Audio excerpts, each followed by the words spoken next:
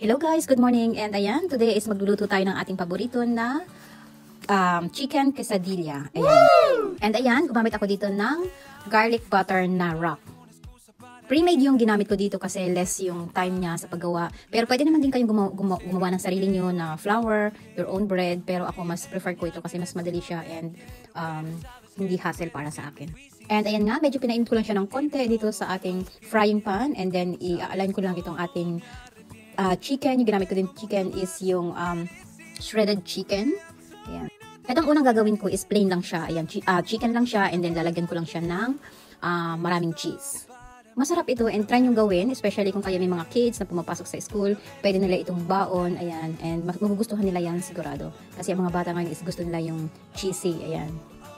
And once na nailagay na natin itong chicken and then itong ating cheese is i-cover up lang natin siya nitong other wrap. Ayan, lagyan natin sa ibabaw ng ganyan hanggang mag-toasted yung ilalim ng bread.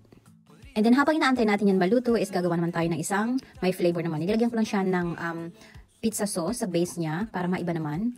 Ayan, lalagyan lang natin siya ganyan, parang pizza style pero hindi siya pizza bread, wrap lang yung ginamit natin dito. Ayan, spread ko lang siya ng ganyan and then lalagyan natin itong shredded chicken and then para mas masarap is nilagyan ko siya ng pineapple chunk. Ayan, and then after pineapple chunk is lalagyan naman natin siya ng grated cheese. Ayan, medyo damihan natin para masaya. And then after natin siya ma-align dyan sa wrap is lalagyan naman natin siya dyan sa frying pan and then ito-toast lang natin yung other side. Same procedure lang din doon sa ginawa natin kanina na plain. Ayan, ilalagay natin dyan sa frying pan. And tingnan naman, doon sa mga walang oven sa bahay, ayan, pwede nyo gawin ito kasi, ayan, may frying pan lang kayo is pwede na. Ayan, diba? Napaka-simple and napakadali niyang gawin.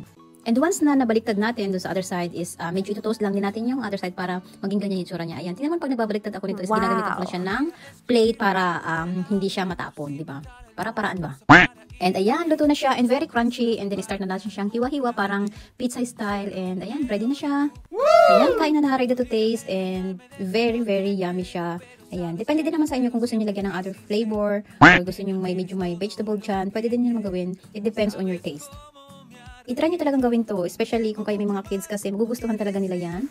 And napakasarap niya and pwede nyo din siya lagyan ng other vegetable kung gusto nyo.